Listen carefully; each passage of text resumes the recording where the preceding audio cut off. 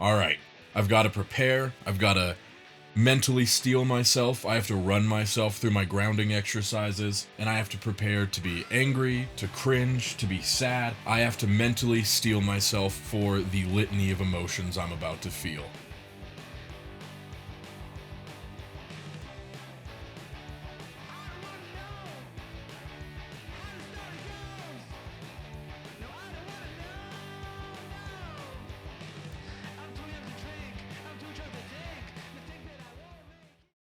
Hi, and welcome back to Orbiting the Shelf, where today I am reading the worst reviews on my absolute favorite books. I was in the shower the other night, mindlessly scrolling through Goodreads because a bunch of you told me I should make one. There it is right there. And I noticed that you can read everybody else's reviews. Now, forgive me for my ignorance, I have absolutely no idea how Goodreads works. And I found myself scrolling through 1-star reviews on a couple of my favorite books, and I thought to myself, oh, this would be a fantastic video. Force myself to feel copious amounts of pain and explain why other people are wrong.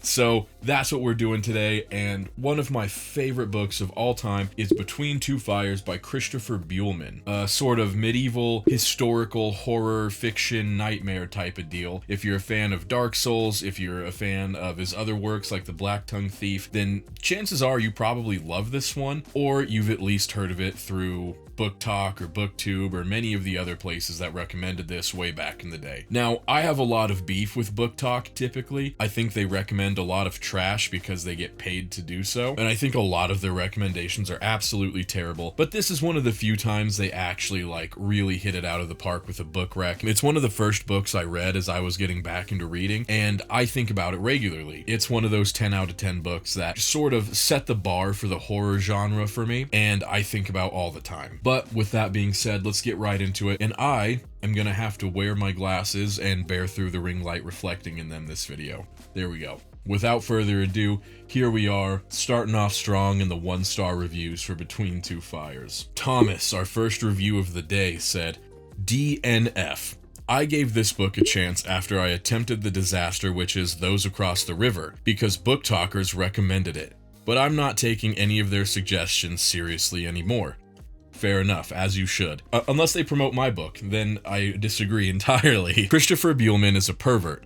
Everyone in this book is obsessed with raping his 14-year-old protagonist, and he appears to delight in using rape, the threat of rape, and violence against women as a cudgel to make his world gritty. Some would say this is just realism. I say it's gross. F you, Buehlman. I hope you have to explain why you find rape. Oh, there's a typo. I'm not dumb. I hope you have to explain why you find rape is so interesting to every woman in your life someday. Addendum 5/27/24. Oh, he came back to it literally almost a year ago today. Someone may or may not have tried to comment on this review. If you are intending to comment, please allow me to give you some advice. Do not comment on this. I use Goodreads purely to track my own reading, and your opinion could not possibly mean less to me. Especially if you're a freak who enjoyed this book, it's not worth your dignity. Agree or disagree, I am not here to debate you. I do not care about you or your opinion. Whoa, Thomas feels super harshly about Between Two Fires. This one I kind of expected to see in the 1-star reviews. Very similar to me, I hate it when horror authors use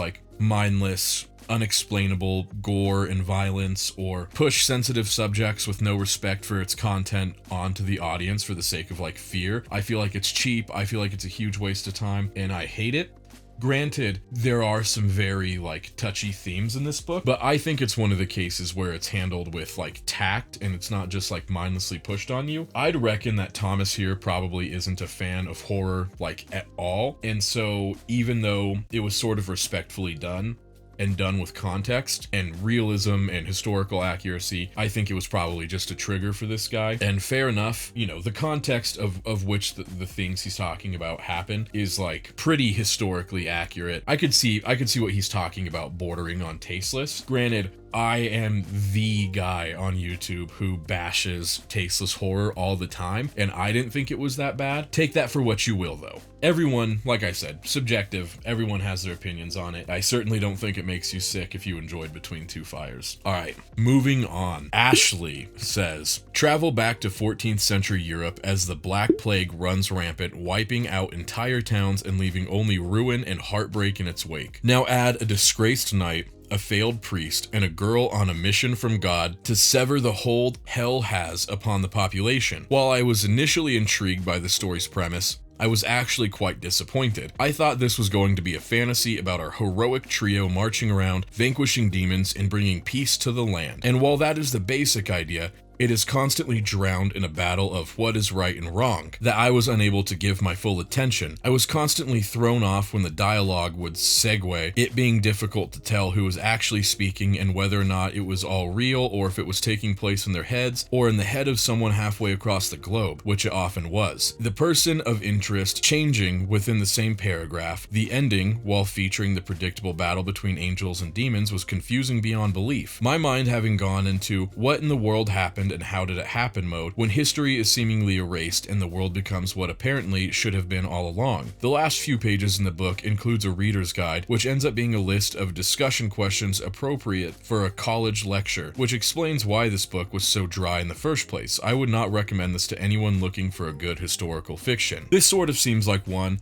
where, like the last one, it just wasn't the person's cup of tea, and the part where they say, I was bored by the discussion of right versus wrong seems kind of like a little bit of a brain dead take to me, just because like it's a book about like angels and demons and the end of the world. The discussion of right and wrong kind of feels like maybe that's the point, but you know, clearly not someone's cup of tea genre wise. And this one's fun. So Hayden, 1 star, says, judging every last one of you clowns who enjoyed this all-male Christian bummer fanfic. If you think this is like a book pushing like a male agenda or a Christian agenda, I think you're probably not that smart of a person. As someone who grew up in the church, was forced to go to like Christian private schools by my mom, who came from a heavily Mexican Catholic family, I don't think this is a book supporting like a religious agenda at all. And I certainly don't think this is a book pushing like a male fanfic type agenda. There's no like male fantasy to be lived out here. There's no religious fantasy to be lived out here. In fact, I think most religious people who ever got their hands on this book would probably hate it. And I think this review is like very reminiscent of something going on in the publishing world right now, where we only want to hear sterilized stories from sterilized backgrounds. Anyways, I won't ramble on too long. I think who the author is bothers this person, and I think the message bothers this person also, but I definitely don't think this is like pushing a male fantasy or pushing a religious fantasy. I think it's very much just a historical fiction horror book, and I'd be willing to bet this person probably didn't even finish the book. We have another one in the same vein by Morgs, who says, and this one's recent, January 13, 2025, wow. So this one says, well, it was definitely a book, definitely one written by a man. Can we maybe not describe a teenage girl's breasts, or maybe not have so many rape attempts thrown her way? Can we maybe not have her see the good and irredeemable men? I hated everything about this, the crudeness, the plot, the writing, the pacing, and the characters. This book lies between two fires of my chronic heartburn and active fiery diarrhea. I won't spend too much time on this one. I don't know why there's like this huge trend where people really don't want to see books written by men. I don't really know where that comes from, but I've noticed a lot of books, if it's written by a man, will sort of just automatically get 1-star review bombed by like people with very far left social agendas, which is saying something coming from me because I'm a man with very far left social agendas. And I could concede some points here. I don't remember the book super fresh because I read it so long ago, but I don't believe there was like a lot of sexualization of the female character. There were definitely like, I want to say like 5 rape sort of conversations in the book, but it's like a medieval world taken over by like brigands and demons, and I don't think it's ever done like in a super disrespectful way. It's really interesting seeing these reviews because I don't see these sort of reviews on like Nat Cassidy books and other like just super indulgent, exploitive, gore-oriented books, but I see it super heavily on like relatively well-received books like this. I don't know, maybe it's because it's more accessible to a wider audience, and so like people outside of the niche review it more. But like I said, I'm a super left-leaning guy, social worker who's worked with like trans people and criminals and illegal immigrants, and I don't think it's like right-wing male propaganda. I don't think it's religious propaganda, and I really don't think anything's done overtly like unrespectfully. And that's my biggest criticism of modern horror all the time. If you guys felt differently about this book, by all means let me know. Oh, and to contrast that point, here's another review. Jeremy says, I am at a loss. Coworker told me this is his favorite book of all time. Most reviews are positive. I did see a negative saying it is blasphemous because it is putting Jesus and the church in bad light. I felt completely opposite of that review. I wanted all the religious and God stuff to relax. I felt more like I was about to open the Bible more and more with this book, to the point that it hurt every single time I picked it up. I finished because all of these positive reviews made me feel like I was missing something, or maybe I had to finish it to get it. The action scenes are poorly written and confusing. The story drags way too long, and honestly, I did not like a single character. All could have perished at any time, and I would not have cared in the slightest. From the PDF file priest to a rapist knight and a little girl that sees the good in them. I disliked everyone so much that I think I started rooting for the demons. This one was kind of funny, and it's interesting that he mentioned that like a lot of the Jesus people thought it painted religion in a bad light, which it sort of does, and it contrasts a lot of the reviews I see saying that it's like a heavily religious fanfic, which if you're like someone who spent any amount of time in the church, you know how much Christians hate anything that isn't like super sterilized, super safe, by the rules media surrounding their religion. Same with pretty much every religion. And this is by no means pushing like a Christian narrative. So it's interesting to me that he thought he was like opening the Bible every time he read it. And I think a lot of people hate that Delphine, the female character, sees the good in bad men. And here is where I'll give some leeway on why people feel like it's a religious text. It's because, huge spoiler alert here, if you don't want to hear it, go ahead and skip. It's because in the story, Delphine is Jesus, and kind of one of the core tenets of Christianity is that no matter how bad you are, no matter how much bad you've done, you are always redeemable. God will always forgive you. Every sin is equal in God's eyes. And so Delphine, being Jesus, naturally sees the good in people and wants to help them redeem themselves and earn their spot in heaven. And people really hate how bad, I don't have any French skills, Pierre Mathieu and Thomas are. They hate how bad these characters are. And that's because they are like your classic sinners. They're committing really grievous sins. They're men fallen from grace, and their arc is them earning a spot back in heaven. And Delphine, who is essentially Jesus, helps them get there. And that's their whole character arc. Just the classic bad man fallen from grace, going back to good man who found his place in grace once again. I think the people are kind of missing the point of the character arc. And if you criticize the character arc itself, totally valid. If you want to tell me it's like overdone, it's kind of unbelievable, and I'll even accept arguments about the subject matter being too touchy, because if you're not a horror fan, I totally get it. If you're like a normal, contemporary, sometimes fiction reader who picked up this book because TikTok told you it was good and you are not a horror fan, you don't even watch horror movies, I could see why you hate this. Honestly, I thought I would be a lot more mad with these 1-star reviews, but I can see their grievances in these. The only grievance I won't accept is it's not like religious fan fiction, and it's not just like male fantasy fan fiction, because I don't see how this appeals to the male fantasy at all. Typically the male fantasy is like power fantasies, sex fantasies, and you know, fantasies aligning with like who we want to be from an ego standpoint, and I don't see that here. What I see when I read Between Two Fires is, like I said, men fallen from grace, doing the right thing to save the world and earn their place in heaven, because it is a medieval historical horror fiction book, and that's the dominant religion, it's the dominant mythos in this world, and I don't think that makes it unfair, or I don't think that makes it bad. I don't think that makes it a male fantasy or a religious fantasy. You know, I think that would be like reading the Percy Jackson books and being like, this is ancient Greek religious propaganda, you know? The setting a book takes place in doesn't make it propaganda for those people or that religion or that mythos. It's like reading any of the 1 million Viking books that have been published recently and being like, this is Norse pagan propaganda. Male fantasy propaganda, maybe, but certainly not Norse pagan propaganda.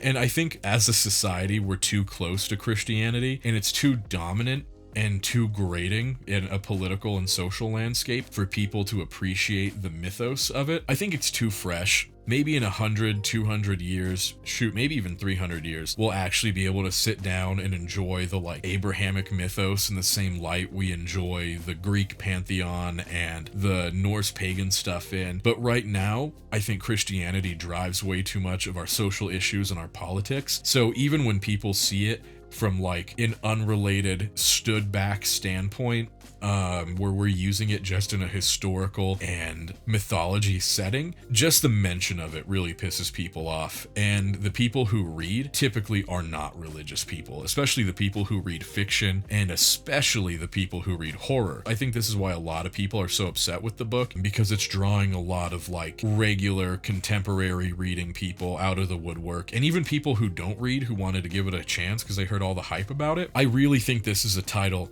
that requires you to like critically think and analyze and really ask some hard questions if you're going to enjoy it. One of the other things I'll give some leeway on is I think it can be confusing. I listened to the audiobook and read the book, and I think the audiobook really helped clear a lot of things up for me. If you read the written word version, I could definitely see how this gets confusing for you. But those are just my opinions. And you know, one of the things I enjoyed about Between Two Fires the most is sort of like the originality of the idea when it came to like the monsters and the demons, because it felt like one of those like really poorly done, well, I don't want to say poorly done, it was just the art style of the time. It reminds me of one of those like medieval tapestries where the people look goofy and the monsters and the demons look super goofy, and you're like, why did this ever scare people? It's like you ripped the monsters and the demons from one of those tapestries or paintings out and made a book about it, like the catfish monster that the guys were attacking with the bill hook, the sort of like hive mind monster in the barn. I just felt like it was really unique, and I'm so tired of like horror monsters being like body horror alien or werewolf or zombie or slasher killer, and I just like the originality of it. I don't think a lot of people were ready for that time period of medieval Europe to sort of like shine in a more historically accurate way. Let's see what Lemons has to say. If you thought the best part of A Song in Ice and Fire were the cursing, misogyny, and men being creepy towards underage girls, and your favorite character happened to also be the Hound, then sure, this book is for you. Gritty to the point of parody, not historical accuracy. I'm not sure what they mean by gritty to the point of parody. I think I would like them to expand on that, because it was the plague in medieval Europe, the Black Plague, very gritty time. In fact, I don't think you could encapsulate the horror and grittiness of that time period accurately. COVID was like the common cold. COVID was like a hay fever compared to this time in history and that disease. And religion took a very dark turn during that time. The Catholic Church, and I won't get into modern politics, but the Catholic Church was essentially just one giant Ponzi scheme, and they were literally just a business built off of the backs of the poor not wanting to go to hell, and nobody could read the religious text they were worshiping from. They had to take all these rich priests' word for it, and the church was a very dark space. So you had the church, a very dark point in religion's history. I think they even mention the Crusades in here. And then you have the Black Plague, which is like one of the darkest moments in European history. On top of this, the Crusades were going on. There were like no young men left in Europe at this point in time, because they were either dead from the plague, dead from wars, and medieval knights, you know, they're often depicted as like chivalrous, honorable people, kind of like samurai are, when in reality, they were just cops in armor, pretty much created solely for the purpose of extorting the poor. So when they say overly gritty and overly dark to the point of parody, I think it's overly realistic, especially when you add in the, you know, demon invasion part. I think it's incredibly accurate to that time period. I don't think it's dark and gritty enough. And to speak to the point about men being creepy towards younger women, totally fair. In fact, when I worked in the justice system, I was for high-risk people, so like murderers, really, really bad SO offenders, and domestic abusers. And so I have a very biased and incredible aversion to that sort of stuff. Like, the stuff I saw working that job would make most people mentally ill for the rest of their life, and I despise creepy men. I couldn't say that enough. I am so biased. It's crazy. And the amount of anger that subject sort of brings out of like the purest part of my heart is absolutely unmeasurable. So I totally get where people are coming from when they have this complaint. The only thing I would do, I would frame what's going on here in a historical context. You have to remember, like, the average lifespan back then was like 40 years. Most people, and humanity wasn't that far off the ground back then. As a species, we hadn't really evolved very far. We had just barely learned to smith metal. We had just barely started making structures of stone and mud. The only thing that really separated medieval people from unevolved Homo sapiens was like fire and the ability to smith. And so with an average lifespan of 40, it was pretty important that we listen to the human's biological clock. And so the whole purpose of puberty in humans, like in animals, is to signal that you are ready to procreate before you die.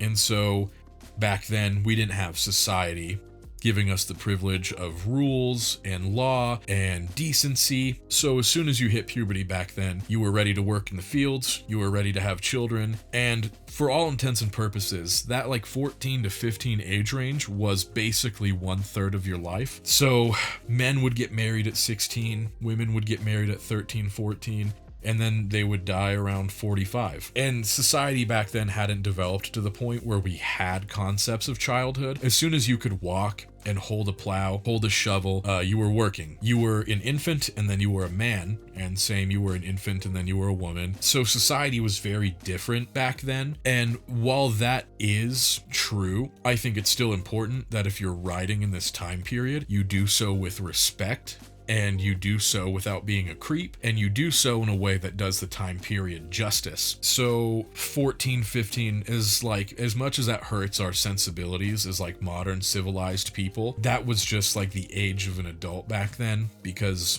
you had 15 or 20 years before you kicked the bucket at that point, 35 if you were lucky. But like I was saying, as long as you handle it with respect, as long as you don't overdo it for the sake of your own creepy indulgences, I think you're fine. I think Christopher Buehlman rides that fine line pretty well. And the reason it feels indulgent and overdone is, like I said, because of the very dark place and time humanity was at this point. So I think the way it's handled is fair. I don't think it ever crosses a line into getting super disrespectful.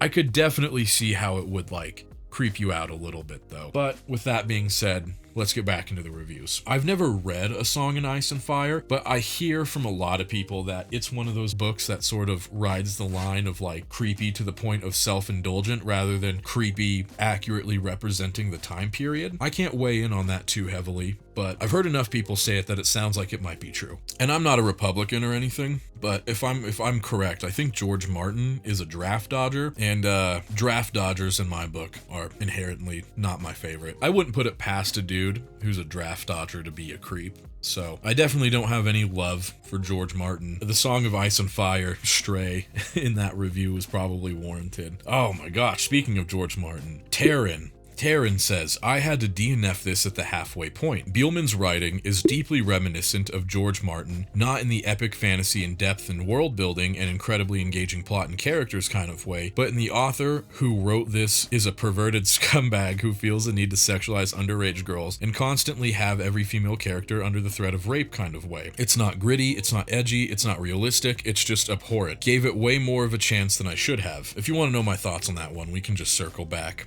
I don't really care for George Martin, and I'll have to go through and I might have to reread this. So many people are saying that it was like vile and creepy. Maybe I didn't catch this on my first read through, but I am so critical of horror because it's the genre I write in that I feel like I didn't. I feel like I usually have really solid opinions on things that don't really sway because of bias. I didn't think it was that bad. I was kind of new. I was just getting back into reading after leaving the army, so maybe I just had more of a stomach on me and I wasn't super entrenched in like genre etiquette back then. So I'll go through and reread it, and maybe I'll have to see if I'm wrong. I don't think I am, but you know, pretty much every negative review on this is just centered around the part of the book. Fair enough if you're like, a normal person who doesn't read horror. I really didn't think it crossed a line that bad. Anyways, this one was funny. This is the last poor review I'll do. Ark says, Christian Geralt of Rivia from Wish, truly disappointing on all fronts. Fair enough, Ark. Kayla said, all male and Christian, boring. Swiftly added to the DNF pile. All of these 1-star reviews are kind of the same, but like I explained earlier, all male is not like an automatic excuse to not read a book. Literature is no longer a field that is gatekept to men. In fact, like fewer men than ever in like a literate populace's history read. Fewer men than ever in a literate populace's history write books. I think like 80, something absurd, like 70% of all authors are female right now. I think something crazy like 70 to 80% of books are written for women right now. If you're a male author writing books for men, it's probably one of the only fields in the US where you are at a disadvantage and you are the minority and you have to work harder than your peers to get published. I think like social work, nursing, and books are kind of like those very, very rare fields that are gatekept by women, and they're like by women for women. I don't know, I have a weird perspective on this because I've just always worked in women-dominated fields once I left the army, and I have no problem with women having a few fields where like they dominate and they gatekeep, whatever, it's only fair. But I would just ask the same thing of women that I do of men in pretty much every instance socially, to just keep an open mind and not dismiss something because it's written by a man or because it has male main characters, because we read plenty of books written by women. We read plenty of books with female main characters. Personally, it never bothers me, so I would just ask that you give it,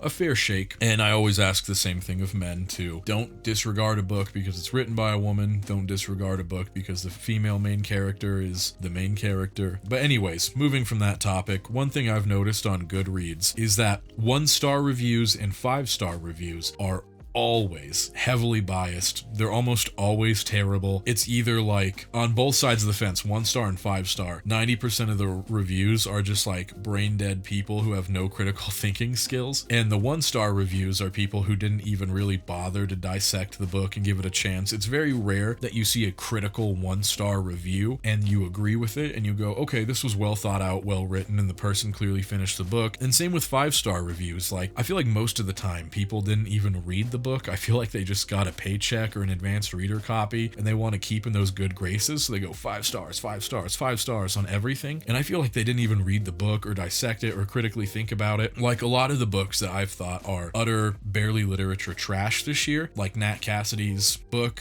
When the Wolf Comes Home, have an overwhelming amount of 5-star reviews where people are like, this is my horror book of the year. And I'm like, what is wrong with you? Anyways, that just sums up my issue with 1-star and 5-star reviews. I feel like the truth is almost always found in 3 stars, 4 stars, and sometimes 2. Kate has a pretty fair review on this one. The only thing I would put a counterpoint to here is the issues on homosexuality, being that it takes place, and she kind of mentions this, being that it takes place in medieval France, being that it's during the heavily Catholic time period of the medieval Europe. Obviously, homosexuality is heavily looked down upon, and this is a problem I have with a lot of book reviews nowadays. An author will often try to shed light on the injustices of a certain social issue historically, and instead of realizing that and interfacing with the author and their point about the social injustices done to this group and this population previously, they go, oh, how dare you bring up this issue? How dare you paint this issue in a bad light? And often I want to like scream at them and I want to be like, no, they're not painting the issue in a bad light. They're telling you the history of this issue, how this population was treated incredibly unfairly, and how we should change it going forward in the future. They're not bashing the LGBT community. They are bringing awareness and light to just how long they've been oppressed. And see, this kind of links to how people say it's a Christian fan fiction and like a male fantasy. It's bringing light to how unfairly the church has treated these people in the past. It's bringing light to the sort of bad deeds of this religion against all of these groups of marginalized people. And I don't know why talking critically about our history offends people so much. I feel like people don't have that opinion when it comes to racism, typically. I mean, maybe they do. Sometimes I kind of see that. People don't really have this issue when it comes to talking about fascist governments or other bad deeds in history. But when we talk about a lot of modern social issues and how these groups were oppressed in the past, people get offended by it. And I'm like, no, because we're trying to bring light to just how badly these people have had it for so long. And we're bringing light to the institution of religion and how it has shaped a lot of social issues for the worse. And I really don't think it's fair to say Buehlman was like not being a ally here, when in my mind he very clearly was, because one of Pierre Mathieu, I hate saying the French name, one of Pierre Mathieu's big character arcs was self-acceptance and being like, you know what, maybe it's okay that I am gay. And Delphine, if you remember, loved him no matter what.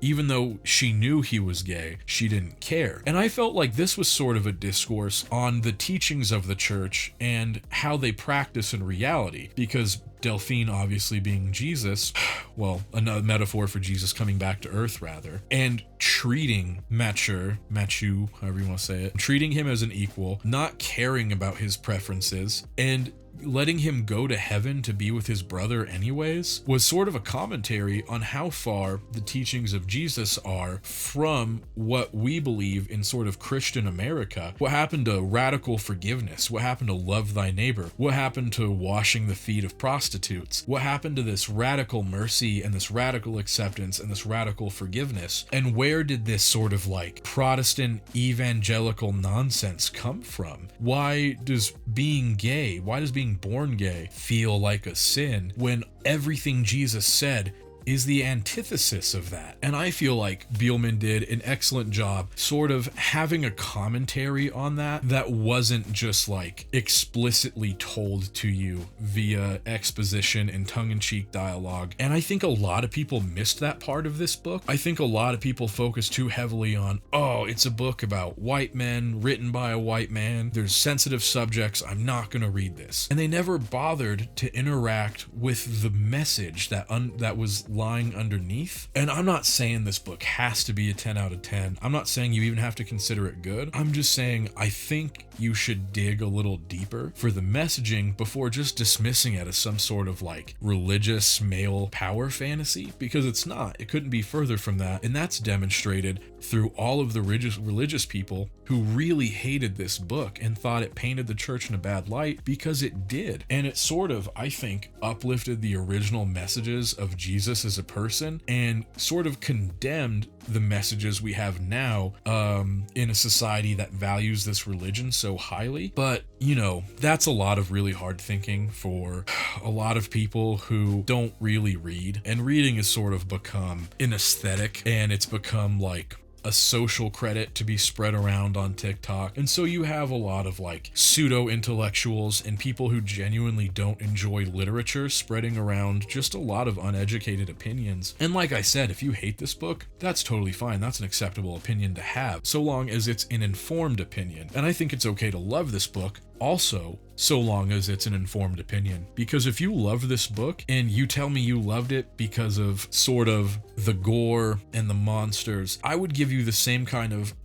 look, because I feel like you're just a creep on the other end of the spectrum that these like pseudo intellectuals are on this end. And really, I think a lot of people on both ends, love and hate, are missing the point of the book. And even amongst the people I've talked to who like the book, a lot of them have said that they don't understand the ending. And I think it sort of brings us back to a critique of modern religion. I think the confusing nature of Delphine coming back as Jesus. Why didn't Jesus just help in the first place? If this God is all powerful and omnipotent, why didn't he just come down? Why did he have to birth himself again through a man? And I think the ending kind of speaks to the confusing and sort of like hypocritical nature of Abrahamic religions. But you know, and I'm not a member of the church anymore. I stopped when I was a child. But as someone who comes from a very theologically heavy background and someone who has made a living in the social fields, I feel like maybe I have a weird and unique perspective on this. But I think the people who love this book love it for the wrong reasons, and I think the people who hate this book hate it for the wrong reasons. That's just my opinion on it. I'm just gonna go ahead and stop there. I think this is gonna be like a 40-minute long video, and I've rambled a whole lot. I was trying something new with the lighting. If you love it, let me know. If you hate it, let me know. I had bought some really cool fancy lights for behind my desk,